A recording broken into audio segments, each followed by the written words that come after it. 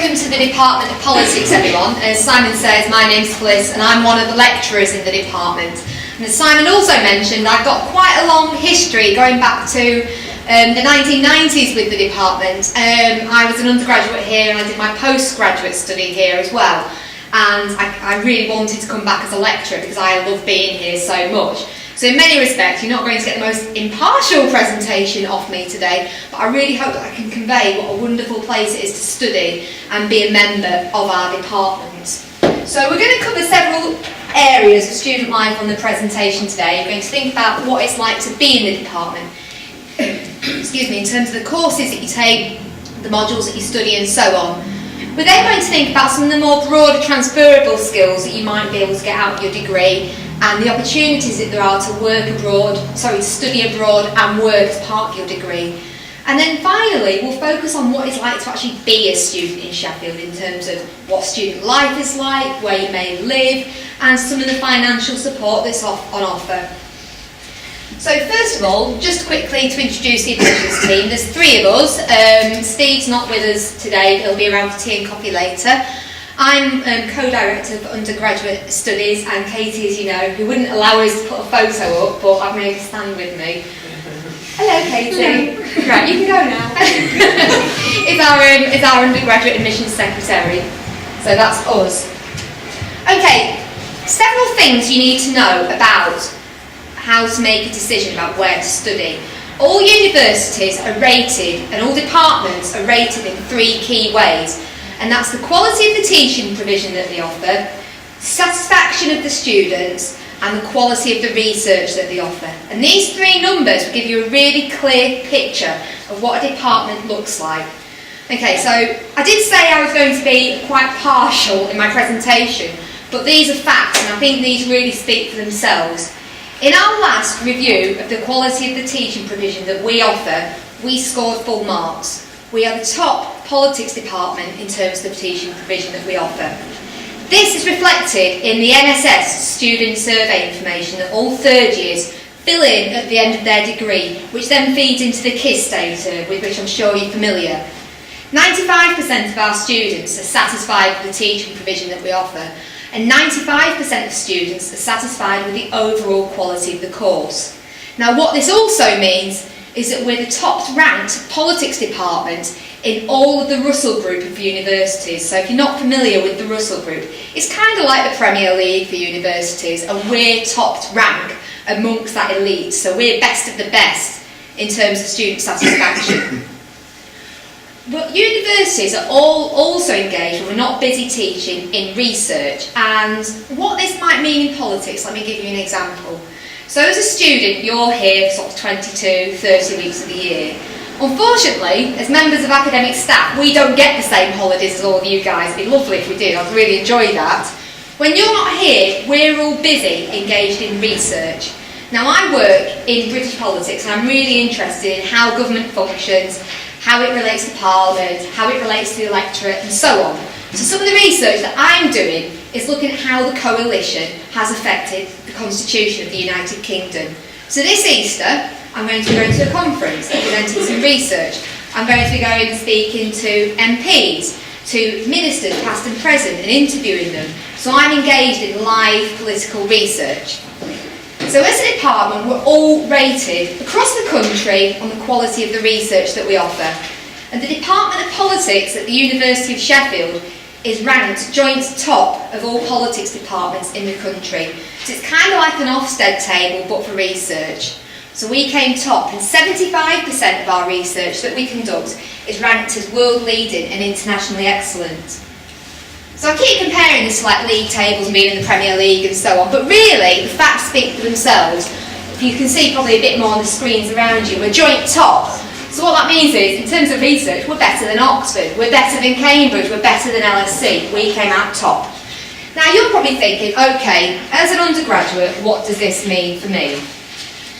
Because we have this research expertise in the department and is spread over a broad range of fields, members of academic staff are leading in the work that we do.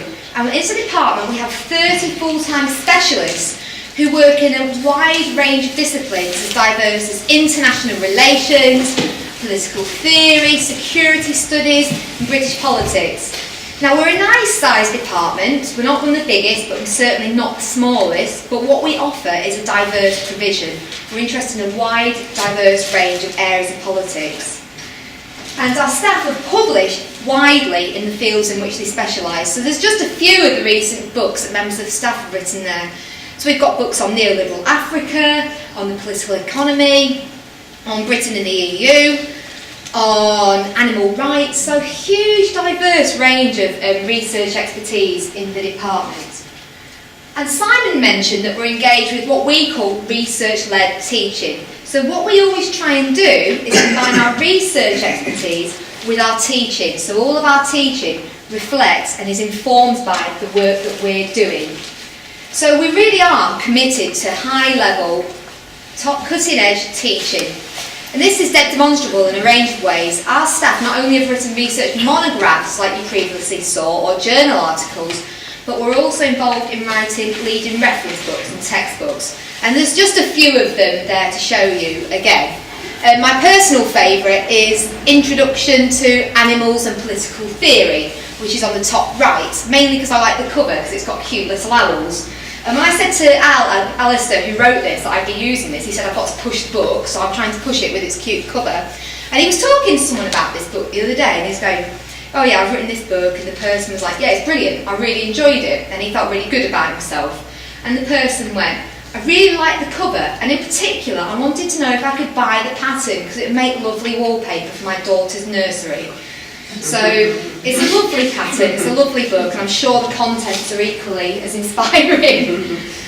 We've also got leading staff in the department as well, on a more serious note. The university takes teaching very seriously, and every year it awards a small number of Senate Teaching Awards to leading teachers across the university. And in recent years, 4 members of our staff have been awarded them, and they're doing really excellent work in the fields in which they work.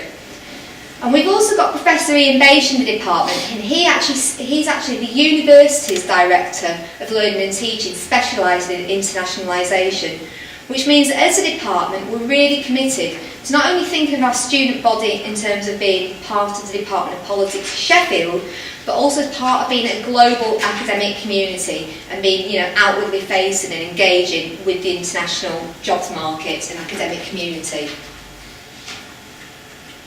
So we offer, as you know, a wide range of both single and dual honours degree programmes, and many of you will be applying to different programmes today. The students who will be taking you around later are all studying on different degree programmes, so they might hopefully be able to answer any specific questions that you had. I did a dual honours course. I did history and politics, which I really, really enjoyed, because doing a dual honours for me gave me the opportunity to do complementary modules that reflected one another and worked together. So in the history side I was doing civil rights, issues to do with welfare reform and so on, and obviously that's so relevant to many of the things which we'll study in politics. I know that it's increasingly popular with students today for obvious reasons to do economics and politics. They talk to one another quite well. And our single honours programmes are also fantastic. Whilst they give you the opportunity to specialise, because we are a broad department, although you might be specialising in security studies or international relations, you can still study from the wide range of modules that we offer across the department. Yeah. So our courses have this nice sort of trade-off of breadth and depth, as it were. Just have a sip of water. Okay, so how our degrees are structured are in terms of what we call modules. And broadly speaking, every student, whether you're dual honours or single honours, will do 3 modules per semester. And there's 2 semesters per academic year, so you'll do, on average, 6 modules a year. In politics, we offer a wide range of choice. And we try and encourage you to think about what you want to do and choose modules that you enjoy at all junctures. We have running through the degree programme a core, what we call political analysis, and this is a core module that all single honours and dual honours students study whilst they're with us. We think it's really important that everyone graduating from our department studies this core programme, as we think it gives you both key academic and key transferable employability skills that a graduate of politics should have. So in the first year, Introduction to Political Analysis, which I teach, I introduce students to a wide range of foundation concepts, and we learn about things like different interpretations of liberty, of freedom, of justice, of power, and some of the main trends in the study of politics that affects how we understand it. In the second year, you study research methods, so you'll learn how to actually interview someone, or how to construct and analyse a questionnaire. So you'll actually learn about how to do politics research, like members of academic staff do.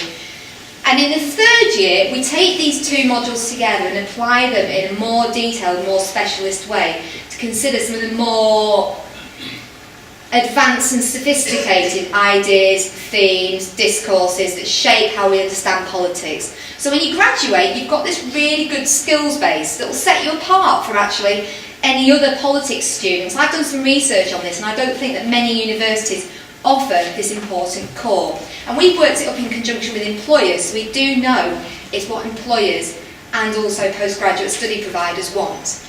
But beyond this core, you've also got, this effectively means, a choice of 5 modules per year.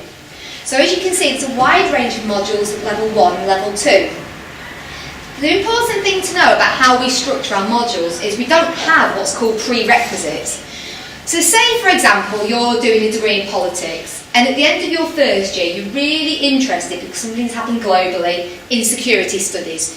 And you think, okay, next year, I'd really like to do the module in contemporary US foreign policy, but I didn't do Introduction to Security Studies at level 1. That doesn't matter, okay? You've got the flexibility throughout your degree programme to choose modules that interest you, that either maybe develop what you've done before or offer you something completely different. So you've got freedom of choice. When you get to the third year, as you can see, we've got really extensive provision, and this is where what we call this research-led teaching really comes into its own.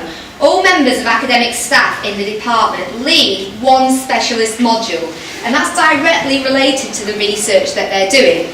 So my third year module is Power, Leadership and Decision Making in Terms of Crisis. This is a new module for next year, and in that I'll be looking with students at crises such as the global financial crisis, climate change, the ageing population, the Hillsborough inquiry and so on, and looking at how this affected political leadership strategies and how effective they were. So every member of staff offers a third year module, and this is a really good opportunity to work in small groups alongside an expert in their field and learn from the research that they're doing.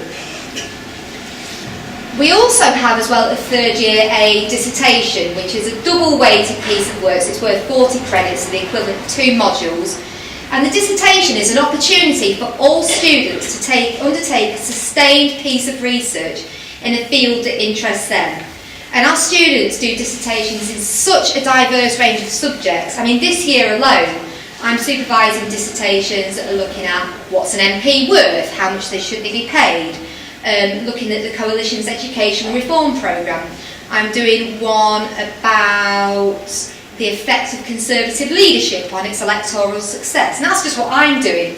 So across the department, our students doing a huge, diverse range of dissertations. Really, it gives them the opportunity to focus on what they're interested in. So we teach in a variety of methods within the department. At levels 1 and 2, so that's first and second year, we mainly teach through seminars and lectures. So for each module that you take, and remember you'll take 6 per year, you'll normally have 1 or 2 lectures for that module, followed by a seminar.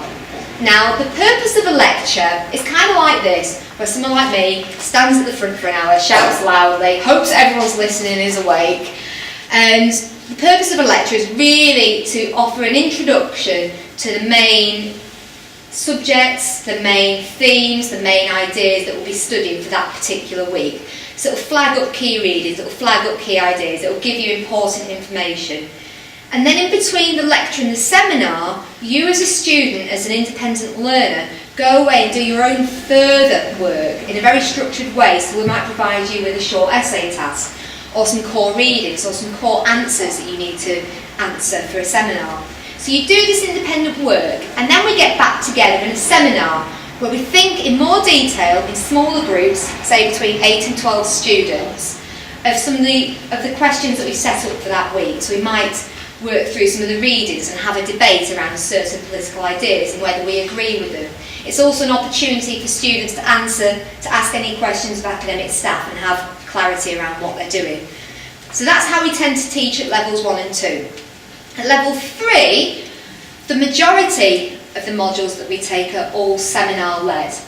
And what this means is you get really good quality time with that academic expert who's teaching your third year modules. So again, you'll be in small seminar groups of between 8 and 12 students, roughly on average. And you'll be in a 2-hour seminar class with that module leader, working through the specialist readings or tasks or whatever it is that they've set up on that module for you to do. In terms of how your degree is weighted, the third year is worth 2/3 of your degree. So the fact that the teaching is very intense and in small groups at this point is really also a benefit to you in terms of your academic development. The dissertation or the projects as well that you may take with us, these are all supervised through a programme of individual and bespoke one-to-one supervision. So you have regular hourly meetings with your supervisor throughout the academic year when just the two of you get together and discuss what it is you're working on, and the tutor might offer feedback on your work, give you further ideas to follow up, recommend reading and so on. So at the third year, your teaching becomes much more focused and much more intense. All of the modules that we offer have extensive online resources, so you're kind of never left by yourself, even if you're not on campus. I'll show you in a minute, but we have a wide range, a massive intranet for every module, and which you can access not only on campus, but wherever you might happen to be. And this is great because it means that everyone's not having a mad dash for the library on the last day of term, and there's no bloodbaths over the last core textbook being taken out. You can really access everything no matter where you are. We assess through a wide variety of means. We use essays, we use examinations, we use group coursework for some modules because we think it's important in terms of equipping you with transferable skills. We often use more innovative means of assessment. We've got a module on parliamentary studies at the third year, and this is a module that's been accredited in conjunction with Houses of Parliament. It's the only one in the country like this. And students on this module have worked with the clerks of select committees to write pieces of select committee evidence that have been relevant to inquiries that have been going on in Westminster. And this has been what students have been assessed on for that module, so it's kind of different from an essay, and it's been a really exciting opportunity. We also do poster presentations, oral presentations. We got our first years making websites about political concepts this year. So there's a huge range of ways in which you're assessed. Again, we don't just leave you to it. We think it's important to offer our students guidance at all times. Now, obviously, once you've submitted the work, we'll give you feedback on what you've done. So all of our assessed work, whether that be exams, written work, coursework, whatever, will come back with detailed written feedback, and you also have the opportunity to speak to the person who marked your work to talk about how you may improve it or what you could have done differently. We also hold throughout the semester, all members of academic staff hold at least 2 hours feedback and contact times, which are just times where we're in our office, we're completely free, and students can come and see us without appointment to discuss any aspects of their work they may want to. And so often my students use this to show me an essay plan or to get me to read an introduction or a draft of some work they're doing. So we're able to give you feedback not only once you've submitted the work, but before you've actually done it as well. We also, at the university level, offer more specialist and professional support services. So we've got the Disability and Dyslexia Support Service, and that's available to all students to access. We've got mature student support services, international student support services. We have a Centre for English Language Teaching, which is great if someone doesn't speak English as their first language, because they can get guidance on what they've done there. So there's a huge range of support services on offer, not only in the department, but at the university. I should also say as well that the department has a personal tutor system, and this is kind of like more pastoral, where every single student is allocated an academic member of staff as their personal tutor, and you can see them at any point about any other concerns that you may have, for example about where you may be living, or if you're struggling with any aspect of your course. So you're looked after, as it were, all the time. Okay, MOLE, right. model is My Online Learning Environment. And I put this picture up because I knew I'd forget to show you otherwise. I mentioned that we have these intranet sites for all of the modules that we run. So I just thought I'd show you what one looked like so you can get a sense of it.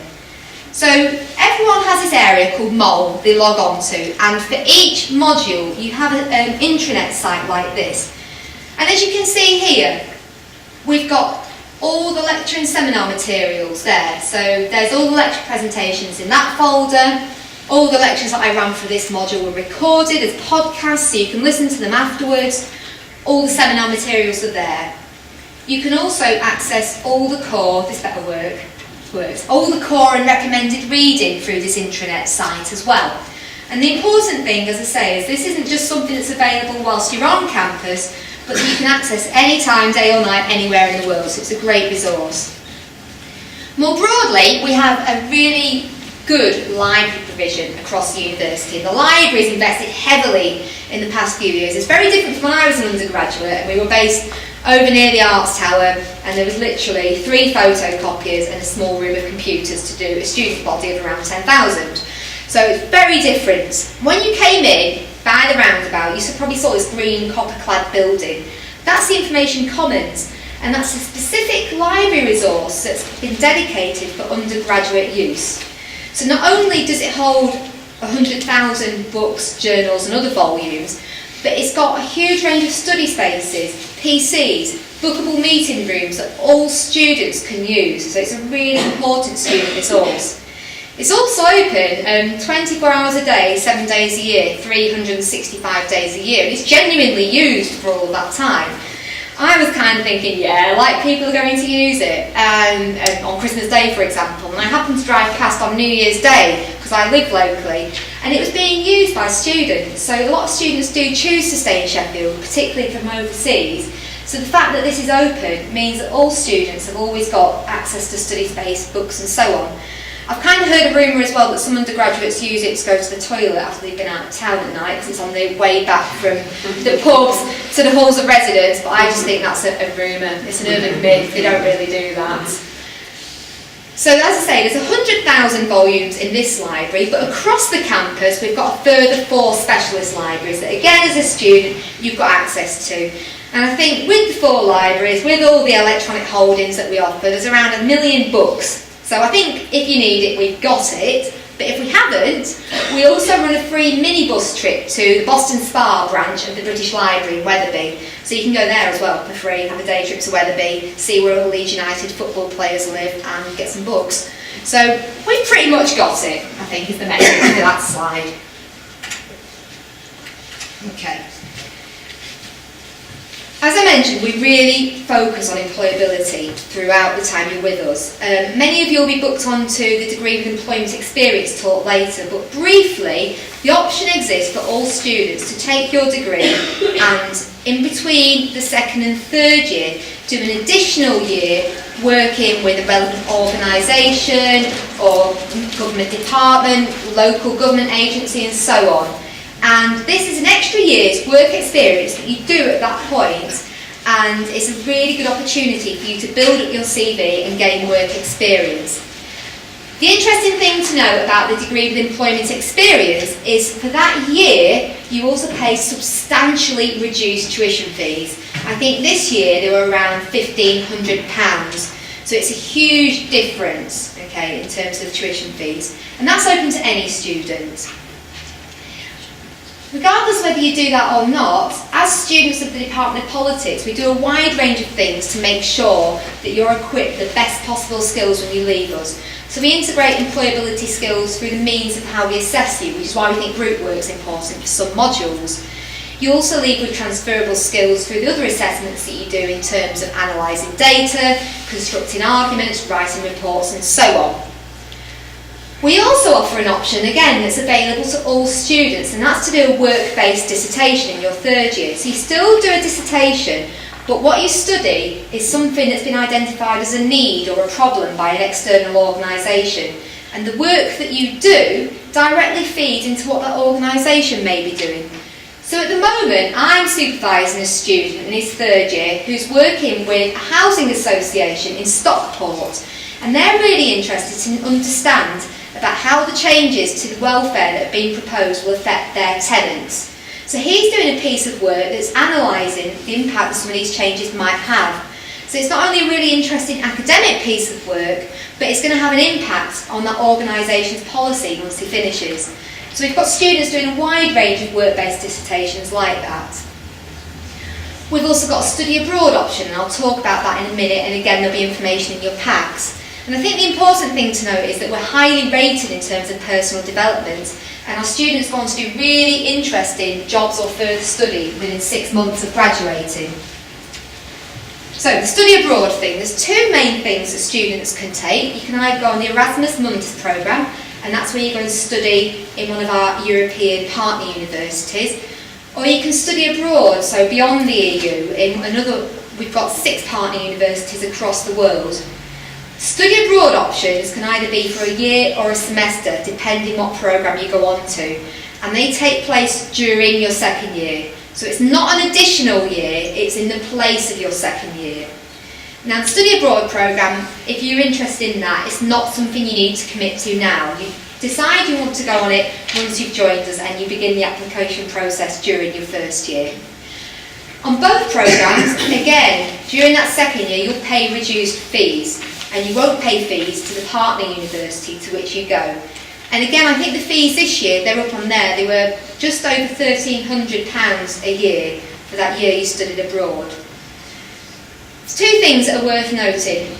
The partner universities that we've chosen have been carefully selected, so the work that you do with them is relevant, it's of a high standard, and when you come back to us in the third year, you won't miss out. You've got just a different experience, but one that's not worth any more or less. It'll be a good, different experience. The second thing that's worth noting is that there's no foreign language requirement for you to study abroad. I mean, it might be quite nice, you know, if you can ask directions in Spanish or order a cup of tea in Swedish, but it's not required for the study that you do because the teaching's all through English. So it's really open to everyone in that respect. There's also a bursary that's available if you're on the Erasmus Mundus programme of €225 a month, so it's quite generous. And I think there's further funding available on a means-tested basis for applicants who might be eligible for it. Okay, as I say, we do take, coming back to career development, we take it seriously, and at the university and department level, there's a wide range of things that we offer, and I'll not talk through the list, but one thing I would like to talk about is the Sheffield Undergraduate Research Experience, or SURE, which is a really interesting programme where second year students in the summer holidays get to work with a member of academic staff on the research that they're working on. So we've got students in the department helping staff conduct interviews or analyse the results, or identify relevant sources or data sets that might be helpful. And this is a really good opportunity for students to get research assistance experience. And it's something that otherwise I think you'd only get experience of if you were a postgraduate doing a PhD. So it's a really good opportunity to get research experience. And obviously we've got a wide range of other things such as taster schemes, volunteering, internships and so on. After graduating, you're entitled to access the career service for 3 years. So we know that students might, when they graduate, take a while to think about what it is they'd like to do, and your ideas change over time, which is why we think it's important that we keep in touch with you for 3 years and give you the opportunity to access these resources. So they can help you with things such as applying for jobs, reviewing your CV, help with cover letters and so on. We're a top recruitment source for many of the main graduate training schemes in the country, such as KPMG and PricewaterhouseCoopers. And many of our students also go on to work in a wide range of professional, political and administrative organisations, not only in the UK, but overseas. I was speaking to a student a couple of weeks ago who graduated in 2008, so only a few years ago, and he's an advisor in the Canadian's equivalent of the Ministry of Defence, advising the government about defence policy and procurement. So our students are doing really interesting things across the world. And as this slide says, we like to keep in touch with you once we leave. I really enjoy it, I'm the alumni officer as well in the department. So once a year I get to organise an ease-up with free wine for everyone in London. And not only is it a good opportunity to spend the department's budget, but it's a great opportunity to see what people are doing, and it's always really exciting to see what our graduates have gone on to do. Okay, finally, and I'm not going to say too much about student life because I'm too old and decrepit, and we've got students who know a lot more about this than me, but we've got a really diverse provision for our students. We've got a fantastic student union that, again, has been invested heavily in over the past few years. And pretty much ever since I was an undergraduate, it's come out top every year on whatever student surveys have been in place. It's been the best union in the country. Now, a students' union isn't just somewhere that you can go on a Monday night and get a pint for £1. Actually, I don't even know if you can do that anymore. But it's somewhere that's an advice source. It can offer you advice on accommodation, on any benefits to which you might be entitled, and applying for student finances and so on. So it's a really good resource for students. We've got a wide range of societies. I'll mention the Politics Society because we work as a department very closely with the Politics Society and rely on them to help us with so many things that we do in the department, such as organising debates, such as providing us with student ambassadors, and we like to work closely with our students. There's also a huge range of societies in the union that anyone can join. I think there was 41 politics type societies at the last count. But if you have an interest and it's not covered, you can start your own. Got accommodation tour later, so many of you will see it. But the thing to note is it's a really lovely accommodation. It's in a nice part of town.